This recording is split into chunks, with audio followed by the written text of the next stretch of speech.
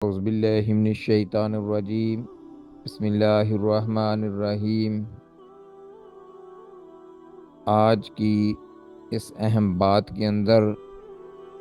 ہم عقیدہ ختم نبوت یعنی حضرت محمد صلی اللہ علیہ وآلہ وسلم کو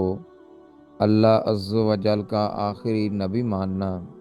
اس کے متعلق بات کرتے ہیں کہ اس پرفتن دور کے اندر تمام مکاتب فکر کے علماء کے علاوہ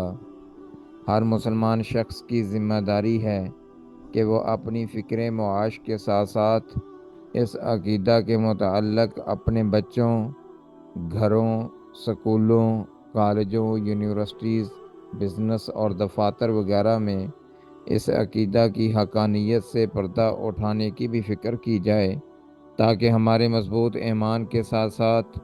اس کی بھی حفاظت ہو سکے اور ہماری آنے والی نسل اس کو اس عقیدے کے متعلق آگاہی حاصل ہو سکے۔ اللہ تعالی ہمیں اس کی توفیق عطا فرمائے، آمین ثم آمین۔ اللہ وحدہ لا شریک نے اسی کے بارے میں خود اپنے پاک کلام قرآن مجید و فرقان حمید میں ارشاد فرمایا،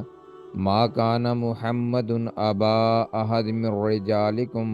ولکن رسول اللہ و خاتم النبیین وکان اللہ بکل شیء علیما۔ حضرت محمد صلی اللہ علیہ وآلہ وسلم